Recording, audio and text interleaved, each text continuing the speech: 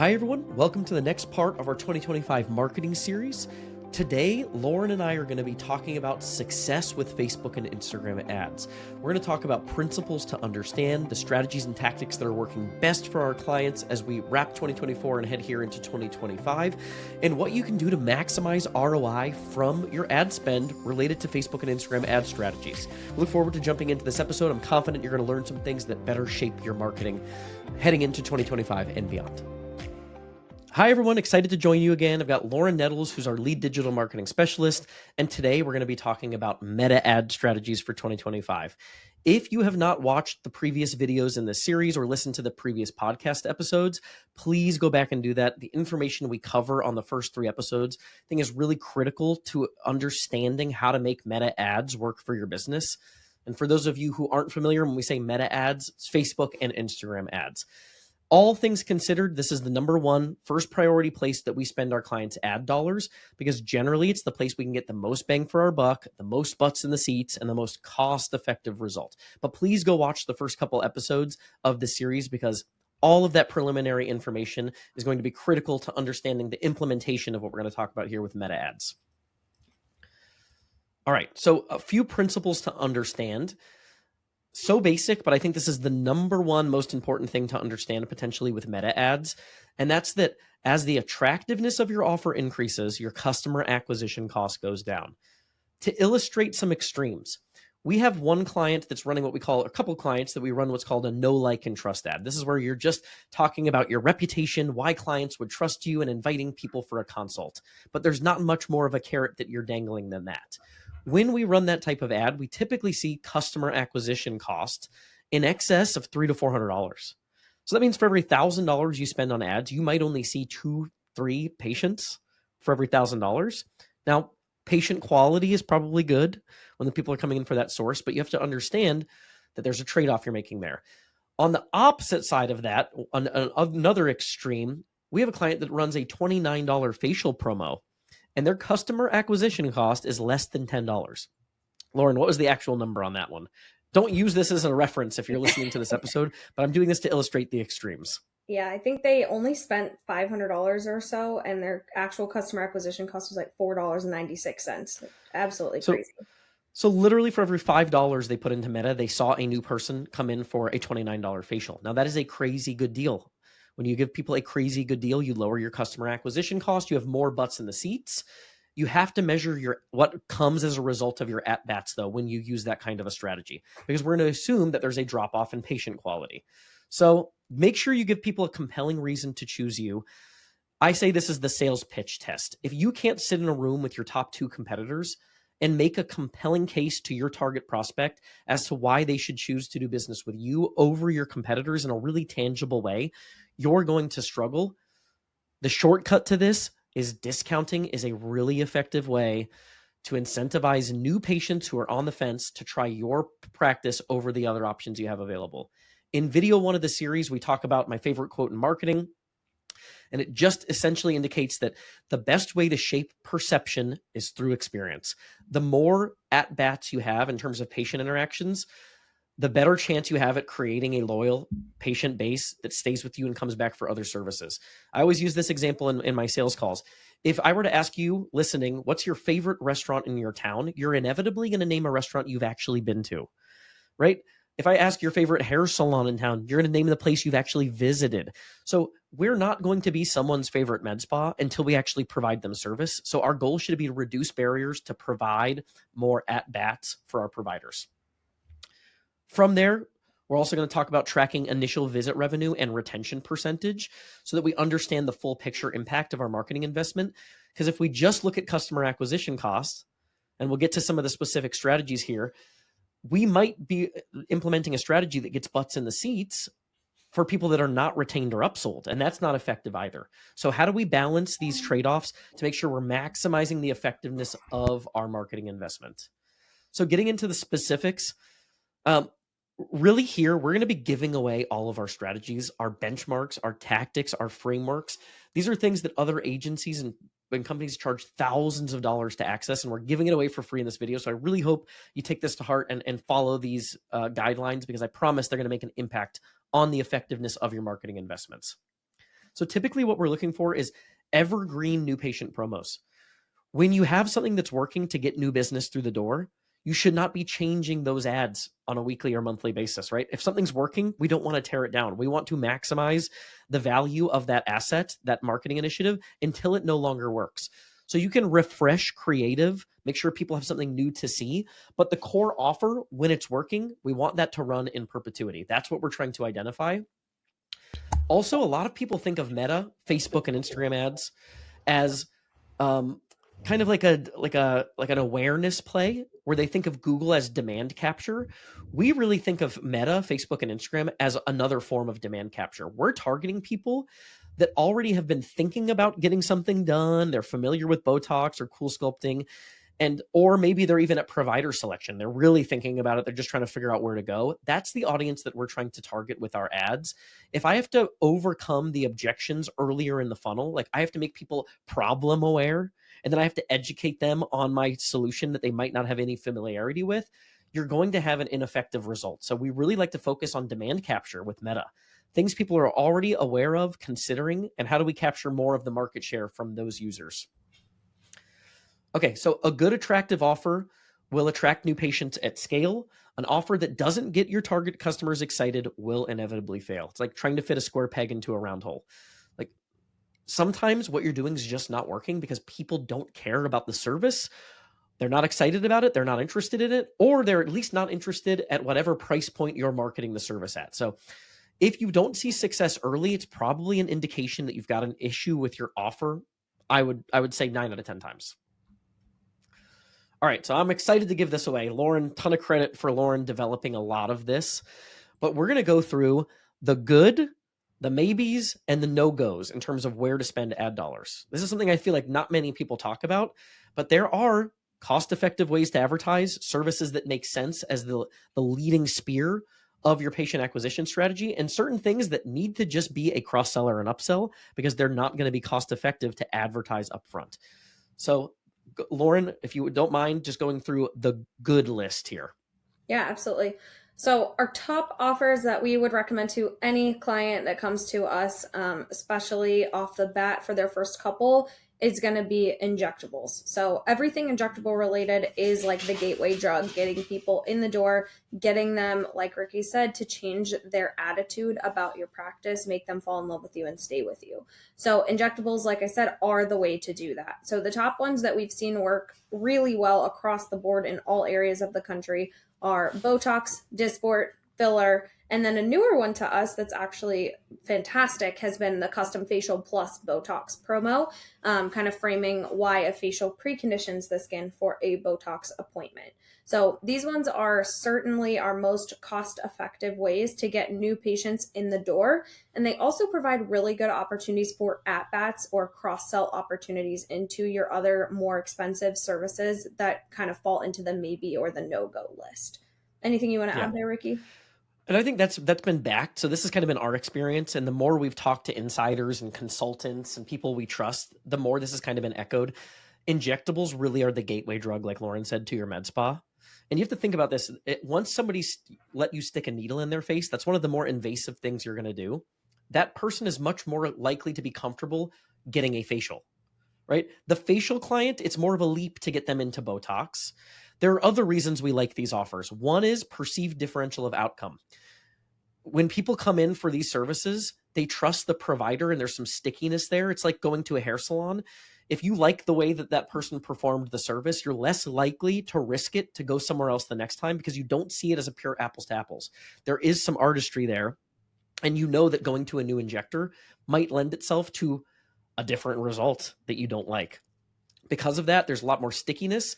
These services also require maintenance. So if you like the results, you have to keep coming back forever, several times a year. So there's high lifetime value. For those reasons, great use of your ad dollars. I would say, as simple as that is, there's nothing that beats the injectable side. Yeah. So I think we're always trying to stretch. Where else can we put ad dollars? But it definitely comes back to this as the priority 1A in most cases.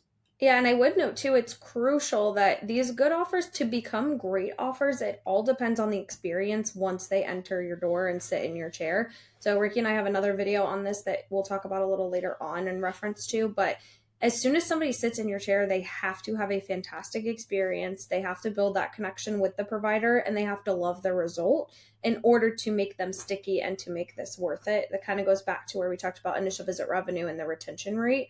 These can turn into really quickly bad offers if your staff isn't doing a great job once they sit in the chair. So it's not only getting them in for a cost-effective price, but then shaping their perception once they're in the chair as well. Absolutely. And I think I've talked about this so many times in this series, but good marketing makes a bad product fail faster. So many of you are operating at a B plus level of patient experience, and good enough is not good enough. You need to be exceptional. If you have issues with injector retention or you provide an average experience, your marketing dollars are not going to fix those problems. You're going to get at bats, but to see the true ROI from any marketing campaign for injectables or most med spa services, you have to have great retention and patient satisfaction. Yeah. So in a sense, marketing, once you have that dialed in, is going to be the easy part. The challenge to you as a practice owner or provider is going to be, how do I make sure that I truly provide an exceptional experience so these people come back again and again and again for services? I guess kind of too, to play off of that, if we have a second, Ricky, is no, yeah, go ahead, Lauren. We just finished our quarterly reports, and we do a section in there called our rolling data section. So essentially looking at the data since we started together, what your total revenue looks like from all ads leads. And we basically have two clients hand in hand. They're spending the same amount on ads. One of them has a fantastic in-practice experience. One of them has a lot of injector turnover and drop-off. So when we look at those numbers, cost of customer acquisition, conversion rate, the same. The amount of new patients, basically the same. But where we really see the difference in the two practices and their experience is one of their, total rolling revenues is about 3x what the other one is. Because they're rebooking and retaining the people, it makes the biggest difference in that long-term picture, how that experience is. And it was just cool to see that really backed up in these reports over this last round. So I wanted to add that note for sure. Yeah. And again, we have so many resources on this, but really I would encourage you, go listen to some of the recent podcast episodes, YouTube videos on these topics where we talk about how to provide an exceptional experience. We have an episode coming out, might already be out as the time of publishing this video, with Mary Beth Hagan from Titan Aesthetic Recruiting on injector retention. Make sure that you got those things dialed in, because we're going to give you the secrets to success to getting people through the door and to maximize the chances that those people coming through the door are going to be sticky patients by getting them in from the right types of services with the right types of offers. But your success is going to come down in large part to your ability to provide a great result and to retain. So let's go into, just from an ad standpoint, the maybes. And Lauren, as we go through these, can you explain the caveat? So why do we have these in the maybe list and not in the good list? Yeah, definitely. So a handful of our maybes, and we actually used to call them the Price is Right offers. Most of them really depend on what promo you're offering with the service. A couple other things that apply to are seasonality, location, competitors, those kind of things. So the first one to look at is body sculpting. So things like Emsculpt Neo, Cool Sculpting, Physique, those types of devices. We've seen those work really, really well when the price is right or when we have a solid enough discount, as well as when they're pushed during the right season. So if we're pushing them in the beginning of the new year, kind of up to summer leading in, and at a really good discount, typically we recommend 50% off of a package. Those ads can really be successful, and we'll dive in a little bit deeper later on customer acquisition costs and what we're looking at in terms of benchmarks there. But those can be successful. It's just all determinant on what that offer is and when you're doing it. So a big one I've heard pushback wise with body sculpting is they'll get people in for consults, and as soon as they figure out that the spa down the street that they did a consult at is $500 cheaper, they're going next door. The problem here that we kind of go back to is differential in outcome. There's not much different a laser tech is going to do sticking paddles on your stomach versus the practice next door. So if it's $500 cheaper, it's an easy choice to pick the cheaper place. So that's why this one's kind of in the maybe category. It's up to you and your providers where you're willing to put that price point to stick. This episode is brought to you by Med Spa Magic Marketing, my agency. We help med spas and aesthetics practices grow with more effective marketing strategies. And I know that's a vague phrase, right? That's a vague claim. So I have an offer for you. I offer this to any new prospects. If you're interested in exploring another marketing option, a new agency, or just getting into Facebook, Instagram, Google Ads for the first time, I'd love to show you why we're different, what we're doing for clients. And we can do that via a 1.5-hour planning session where I'll outline a specific marketing plan and I'll give you all of the blueprints that we would implement if we were to do business together. Now, you can take that, use that on your own, hire someone else to help you execute it, or work with us. We really don't hold anything back on that strategy call. And I think you'll have a lot of confidence in how you manage your marketing investment moving forward, understanding some of the nuances that can help you implement more effective marketing strategies for your business. So if you want to do that, you can go to medspamagicmarketing.com. Kind of with that, and it's almost the same hand in hand, is weight loss. So this is a huge one Ricky and I have talked about for lots of times, to make it work, to not make it work, how to do that. And really right now with weight loss, it's a race to the bottom in terms of pricing. If you want a new client in your seat for weight loss, you either have to be the cheapest to get them through the door for that first visit at a reasonable cost, or you have to cross-sell your existing patients into that service while they're already in office. So a couple things that we've seen work really well for that, and to say really well is kind of a stretch too, but they work to an extent, is when we really are the cheapest. So things like $99 for your first month, $349 for your first 2 months, $299 for your first 2 months. Something where you know it's your loss leader for those first 2 months, but you expect those patients to stay 6 to 8 to 12 months in order to really make that profit or that return on product. Kind of goes into the differential and outcome there too. When people Google it, as soon as they see our offer and they see they can get it for $99 shipped directly to their door, online provider appointments, it's an easy choice again there for most people. It's hard to make a case why we're the ones to pick. You might say things like, oh, well, we have in-office experience. We have real providers that they can connect with. We have, full use vials or single use vials. People don't really care about all those things. They just want the quick, easy, cheap solution. So that's why it's in the maybe column again, which way you're going to go. And I would say that one's so, I know I've talked to a lot of people with weight loss that said, well, I know somebody that made a bunch of money. They're killing it with weight loss. I really think so many of those people were in on it early on. Like when we first started running weight loss ads for semaglutide, when it first came out, it was like shooting fish in a barrel. It was very easy because so many people wanted the service. Few places had it. You could charge whatever you wanted to charge. It quickly became commoditized. And now it's so competitive, like Lauren said, that that is not one of the more successful campaigns we'll run. I would say it's very hit or miss. And we've tried a lot of different things. And it's very, very, very reliant on retention.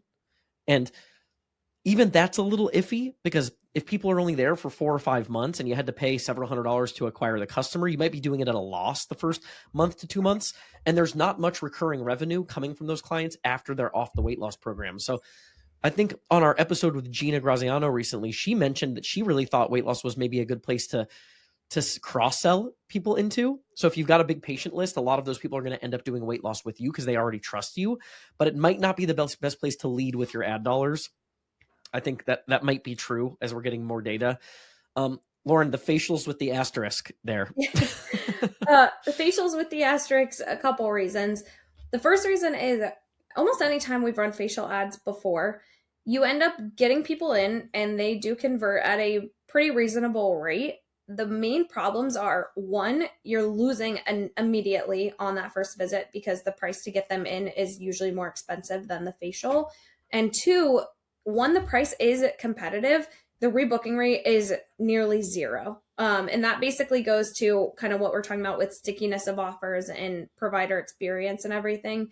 Even with top provider experience, we have one practice specifically, I just audited this for. They have the top people who work there. Their esthetician's amazing. Their injector's amazing. Their rebooking rates on a Botox campaign are between 60 and 70%. Facial campaign was literally less than 10% rebooking. People love to get the promo. They come in for the promo and they never see you again. If you want to make a facial offer worth it, this is where we go to that $25 facial that we talked about earlier. And we have an asterisk by it because it's our first time trying it really at that cheap of a price point. Like Ricky said, the client came to us wanting to do it, and heck yeah, I love the idea, right? So we ran it. It's been amazing. But the thing that plays into that is her esthetician has some secret power that she calls it. She's basically just really good at what she does. And she has cross sold so many of those $25 facials already into hormone replacement therapy, PRP, Botox. One already purchased a Kybella package, a Sculptra package. So again, we put the asterisk because all the things kind of have to line up perfectly. All the dominoes have to fall in order to make this really work and worth it. But it can maybe, right? So that's why it's in the maybe column. All these things have to Yeah. work out: retention, initial visit revenue, cost of that, patient acquisition. All of that kind of has to line up to make it worth it. Yeah, because what we're shooting for there, I would say, is like that should get your customer acquisition costs so low that you're at least breaking even on the first visit to give yourself free at bats. Right. So if you can get customer acquisition cost of $29 doing a $29 facial, $25 doing a $25 facial, then at least you're not losing money on the initial visit. And anything that happens after that is icing on the cake. So you can have a pretty small retention number or cross sell number. Let's say it's 15%. That's still going to be really lucrative because your cost of customer acquisition upfront is so low. So that's why we have the asterisk there. We think there's a lot of promise there, but like Lauren said, everything's got to be really dialed in to make that work. Well, I'll pass you back to mini facelift, Lauren. But the other thing that we say that can be a maybe is if you have something that's really high ticket with low cost of goods. So I think the body sculpting packages fall into that category. Is you charge a few $1,000s for a package, but you have very low cost of goods sold, so you have good margins up front.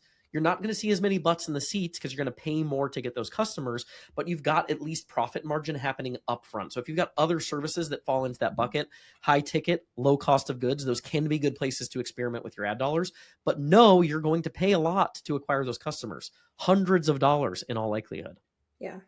Jumping back to the mini facelift, Lauren, that's not one I have a ton of knowledge of. What have we done there that you felt like has been successful or on the maybe list? Yeah, so it kind of plays into the high ticket service, but it's higher cost of goods too. So with mini facelift, typically we're seeing like 2 to 3 or 3 to 5 syringes of filler there at like buy 3 get 1 free or buy 4 get 2 free kind of thing. And what we're looking at there that makes it a maybe is when you spend $500 on the campaign and you have a really solid cost per lead, all you need is for 1 to 2 of those to turn in your favor, and it works beautifully. It's a beautiful campaign we're happy with. However, if 1 of the 2 of those don't end up turning in your favor because of whatever reason, it might look unsuccessful. So the reason it's a maybe is because it's one of those where you have to have a client or you have to be a person that's willing to spend the dollars to test, and you have to be in a comfortable financial situation where you're willing to put the money into the system to get the leads out of it and see how it works and give it time. So we have some clients, for example, who we've run this for where they spent, let's say, $700-800. Their cost per lead was amazing, like $25, super cheap for a high ticket service ad. But they didn't convert any of those people. They had a couple on the fence. They had one who came in and didn't want to spend the $3,000 for the package. Basically very strong on the fence sitter area, to where they decided, okay, let's pause that ad. We looked at the stats when we did our quarterly report like 2 months later, and 2 of them ended up converting a couple weeks after we ended the ad. So the stats ended up looking really good, actually, but the ad was already paused because we didn't feel comfortable to, put those dollars in to wait for that turnaround. So that's why it's kind of a maybe, right? So all we have to do is get 2 or 3 to convert in our favor, maybe 1 to 2. And if they don't, that's where we have to look at it. So we just have to be comfortable with the investment to give it time, basically. Yeah. So you just have high customer acquisition cost on that campaign. Since it's a more expensive Right. service, you pay a lot more to get the customer. And that can mean more money going in to get enough data to make a determination Right. on the campaign. I will say on this high ticket idea, we had a client that's doing laser hair ads on social media. For the record, we'll get to laser hair in the next column. We think that laser hair, it's got potential on Google ads, not a good use of your ad dollars on Facebook and Instagram. But this client that I was working with recently, they'd spent like $1,000 on laser hair ads. They had a good chunk of leads, but only one converted. Luckily, the one that converted bought something like a $2,000 package. So they had no cost of goods on their laser. So they actually made like $700-800 on that one appointment from the initial ad spend.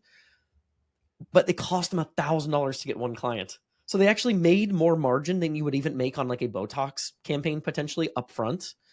But it was only one client, and it was a lot to attract that one customer. So you have to go into it understanding your customer acquisition cost is going to be a lot higher.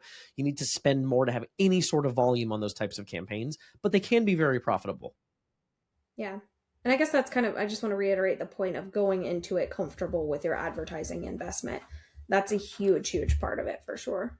Yeah. We say that, especially if you're experimenting with anything in the maybe column, we say it's got to pass the burn test.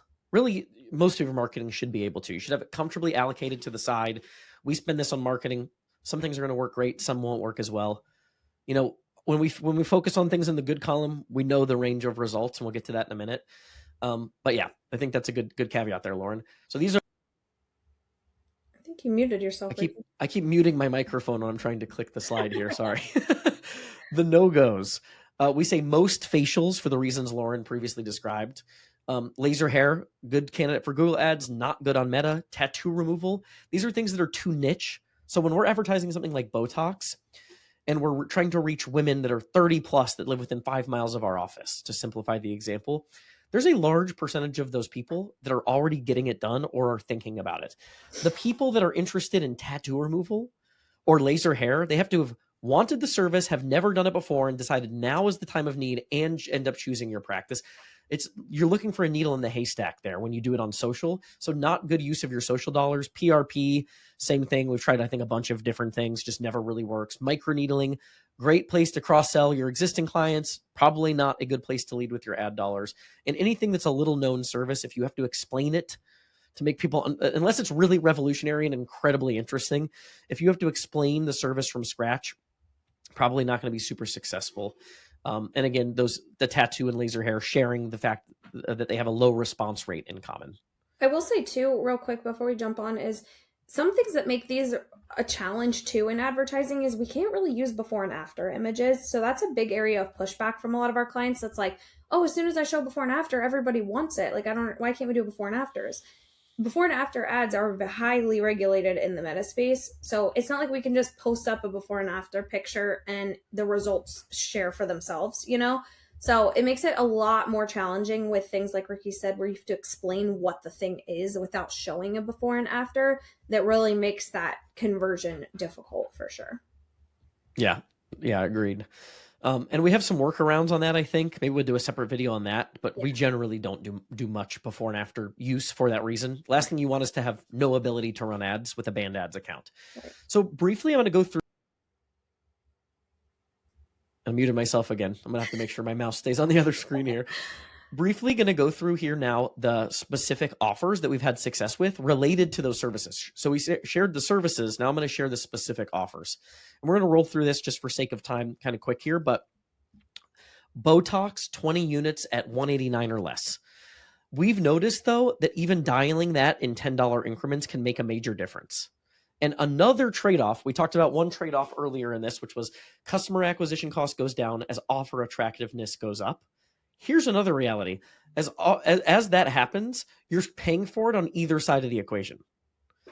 So if we take our Botox promo from 20 units at 189 to 20 units at 159, let's say we did something crazy. That's $30 more we're providing in terms of a discount. But if that lowers our customer acquisition cost by $50, we're in a much better financial situation. We're actually making $20 more on the initial visit, even at a lower price point, and we're increasing our volume in at-bats because we've lowered our acquisition cost, which means a larger percentage of butts, larger number of butts in the seats. But I would say as a general rule, 20 units at 189 or less is a good place to start. Dial it better if you're not getting the result that you want, especially after we share the benchmarks on the next screen.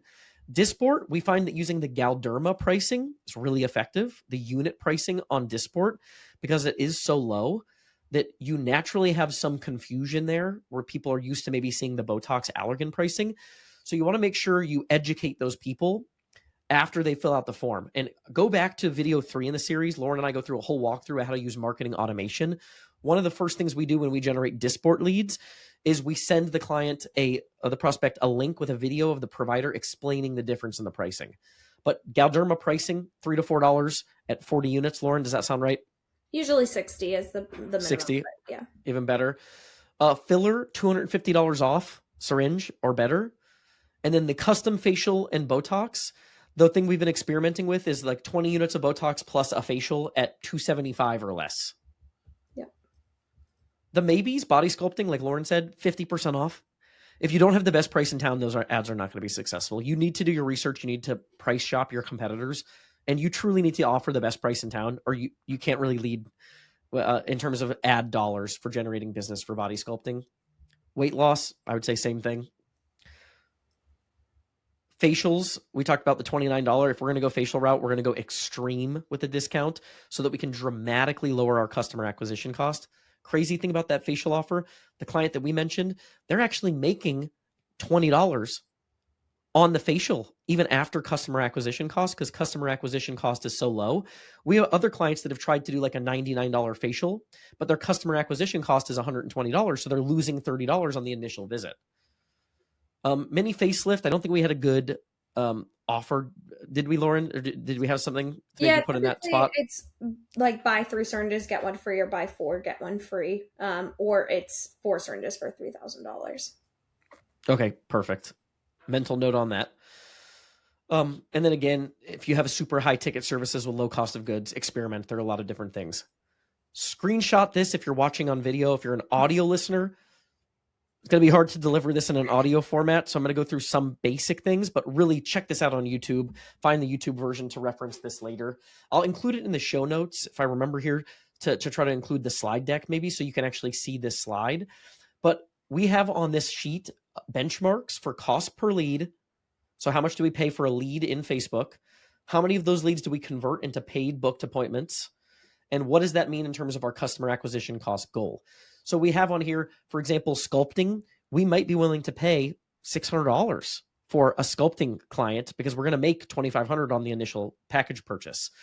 For Botox and Dysport, we want that customer acquisition cost to be under around $150 in most cases. For filler, you can pay a little more, $300 to $350 for some of the filler promos. But that's kind of a general range for you to look at. And then in terms of rebooking, tracking that, on most of these services, we're talking about a 40% or greater rebooking, the injectable side.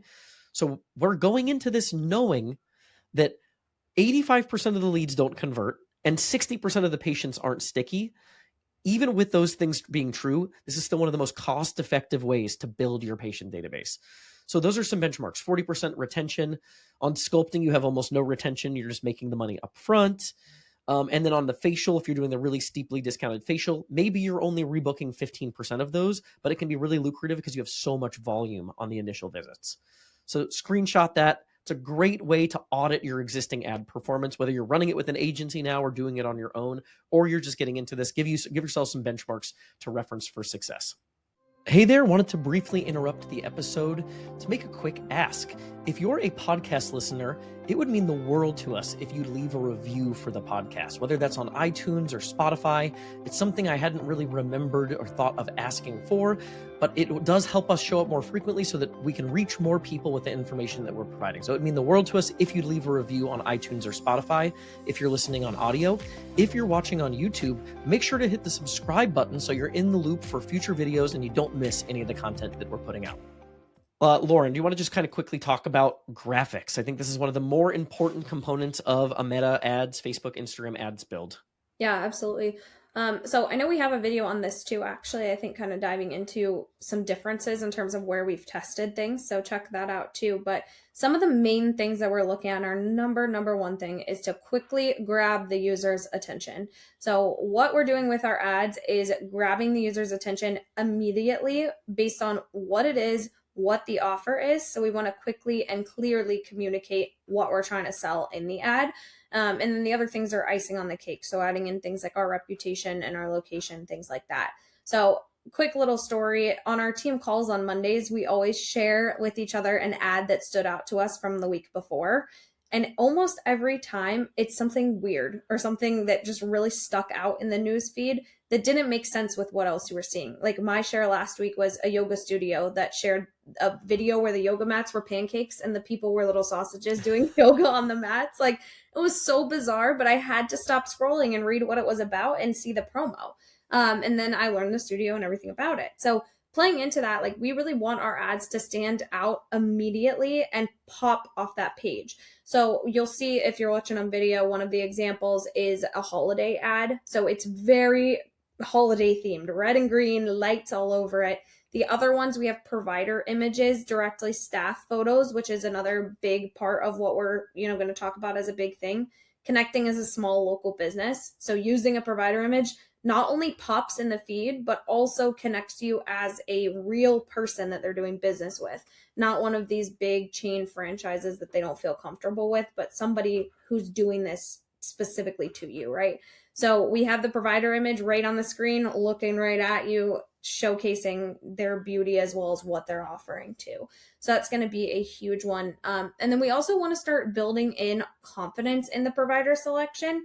So we showcase our rating on Google, our star provider. If we also have like a little catchphrase that tells about us, like what we're the official med spa of blank, this is one of a cheerleader team. If we have any badges or award badges from like an Allergan or a Galderma, we'll add those as well. So we want to establish those points of know, like, and trust. So to break it down point by point, you want to quickly grab the user's attention. You want to highlight clearly and quickly what the service is and what you're promoting. You also want to build those factors of know, like, and trust through your location, your reputation, having that provider image, as well as any badges or distinguishing things, which also connects us as a small local business willing to do service. Yeah, and we're always trying to find more creative ways to do this because that's the reality is the old marketing acronym ADA. First thing we have to do is grab the user's attention. Seth Godin calls it the purple cow. We have to have the thing that stands out. We're at least trying to do that with the imagery and the offer information and the checklist Lauren just mentioned there. Okay. How important is your graphic? Very important. Like, I can't understate this. Please go watch this video. Lauren and I go through a whole series of examples where we talk about differences in cost per lead just based on graphic testing. On YouTube, that's called Better Facebook and Instagram Ad Results for Your Med Spa. I think that might be on the podcast feed as well. Better Facebook and Instagram Ad Results for Your Med Spa. We share some specifics as to how we've changed images and graphics with our ads to produce a better result. And lowering your cost per lead can make a dramatic impact on your ROI. If you cut your cost per lead in half, all other things equal, you're doubling your return on investment. So must watch if you haven't. Lauren mentioned provider photos, authentic images, staff photos instead of stock photos. I would say every single time we've tested this, the authentic staff or owner photos outperform stock photos. Now, that's not to say stock photos are terrible. We've had some great case studies. Some of our best ever case studies have been done with stock photos. But if we can incrementally lower our cost per lead with staff photos, why not do it? And almost every single time I think we've tested it, that is the case. So use authentic provider photos. Lauren, anything to add to that? Nope. Okay, real quick, when we're building our ads, we're going to go over the ad copy. So that kind of talks about how we think about graphic builds. We mentioned that other video to kind of do a deep dive on some of these things in terms of testing graphic elements, but testing can be really important. I remember one of my first clients when we first started with meta ads, going close to a decade ago at this point. They had provided us an image that they wanted to use of people talking on a park bench. They were an audiology practice, did hearing aids. We actually still do some marketing for them. Their cost per lead on that ad was $77. It was when we made the origin of this framework where we said the first thing we need to do is stand out and grab their users' attention in the feed, make sure they know our ad is speaking to them. We put a person with their hand to their ear and a sound wave coming out. Their cost per lead went from $77 to $11 overnight. Now, the tests are not always that extreme, but that's a great illustration as to the potential impact and importance of testing your graphic elements. So real quick, this is simple, but Lauren, can you just go through the ad copy framework? So this is the text that accompanies your graphic on Facebook or Instagram. Yeah, so with our ad copy, again, we just want to dive more into depth on what the graphic is showcasing. So we want to very clearly in the first part of that in bold tell what the offer is or what they're getting with the offer. And then we want to capture the attention. So available only at Port St. Lucie, which is one of our clients, rated a perfect 5 stars on Google. So we're sharing one of those elements of know, like, and trust. And then we're also adding a disclaimer that it's a new patient only offer. So we will add exclusion lists to ads if that's not something you're already doing and you're running new patient offers. Definitely add what's called an exclusion list of your current patients. It'll save you a lot of advertising dollars in the long run. From there, we'll go into a little more depth on what the service is. So what is Dysport? What is Botox? Things like that. Add a quick paragraph on what that is, as well as a description of either what the practice is, more about you, who you are as a practice, or if you're using the provider image, a quick bio on the person in the photo. Then we'll want to clearly tell the person what to do next. So we have steps 1, 2, and 3. Click the button, fill out the form, schedule your appointment. Simple steps, very clearly communicated what those next steps are, and then just more information on the practice as well. Yeah, so very simple, straightforward with the ad copy. That's not really like the fancy part. That's just to get people comfortable taking the next step. We're really relying on our graphic and our offer to give people a compelling reason to inquire in the first place. Okay, ad campaign setup notes. We use lead forms, so we don't send traffic to an external destination. Everything we do is anchored with lead forms. So that's where people are able to fill out their information inside of the platform on Facebook or Instagram. You're reducing friction, you're getting your lead cost down, and you're also aligning with the incentive structure of the platform. If people can fill out your form and go back to scrolling where they see more ads, you know Meta is going to love that formula. So we really rely on leads with our lead forms inside of the platform itself. Audience build out. So Lauren mentioned uploading an exclusion list. That's one of the things we like to do. Pull a list of your existing patients, add those as an exclusion so that you're decreasing the chances that your existing patients are seeing your new patient promos. We might have not mentioned that to this point. All these promos are geared toward new patients only. We're not using this strategy to advertise discounts to our existing patients. I want my existing patients coming back, paying normal prices because they know, like, and trust me. I'm trying to change perception of people who have never done business with me and reduce barriers to creating that first interaction. So exclusion list of your existing patients, 80-20 rule with your targeting. Where do 80% of your patients really come from? Don't target people that live 45 minutes away just because you have a couple patients that come from 45 minutes away. Really think about where do the bulk of my patients that consistently come back for service come from, and get granular with where you target your ads. You can build with the map pin 1 mile bubbles inside of Facebook, recreate an exact precise targeting map. Don't make the mistake of drawing a 20-mile circle around your business and calling it a day, especially if you're in a city where you've got, affluent areas right next to low income areas. That's a waste of your ad spend. Facebook's and Meta is a cost per impression model. Don't pay for eyeballs from non-interested prospects. We don't use detailed targeting. So you can add all sort of interest layers. You make your ad reach more expensive. Your CPMs, cost per thousand impressions, more expensive when you do that. And we find that it's just not generally necessary. We've got some notes here on how we set up the form. Very basic. We give you the language here that we use on the form. We're just asking for first, last name, email, and phone in the form capture. And then you have to add an SMS disclaimer. So I've got our disclaimer there that we use. I think, is this the most up-to-date version, Lauren, or do we have a new version of this? The disclaimer that attaches to that lead form just says contact information will be used for marketing messages and to share new promotions. You can reply stop to opt out at any time. Yep. Perfect. So again, pretty simple. Last thing we always hear, very often hear when we talk about Meta ads, is the leads are bad, right? So people see the leads coming in and they know that only a fraction of those leads are converting. That is not a flaw. That is by design. That is the system. We go in fully expecting that to be the case.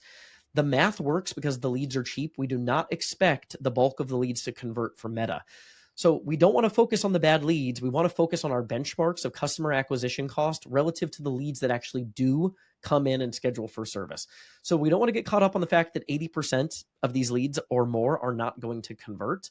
You also, though, don't want to waste your time chasing bad leads that weren't serious, but you do need to aggressively and consistently follow up with these people in a timely manner to increase your conversion rates. So please go back and watch. I think it's video 3 in the series, if I'm getting this in the right order here. Lauren and I already filmed that video. It talks about how to use marketing automation, whether it's a tool like Go High Level or HubSpot or Keep by Infusionsoft. You can use these tools to automate your lead follow-up process. We share all of our best practices to increase the chances that your Facebook and Instagram leads actually book and come in for service. Lauren, anything to add to that? No, I think that's perfect. The last thing I wanted to add here was just assume that people that are seeing your ads are going to go look at your feed on Facebook and Instagram, and make sure that that looks good and that you're showing some personality. This is your know, like, and trust showcase. Get people excited about doing business with you. Make them smile, make them laugh. Like, really show some personality here. So I shared some examples. This one on the left is somebody sharing an award that they won, right? You're building on reputation. Wow, this practice is actually legit. They won an award for best of in their town. This was a fun share. They invite you to bring your dog in for service, and there's a dog sitting on the couch. If you're a dog lover, that's a pretty cool way to connect. Third one is a testimonial, like highlight a patient experience testimonial.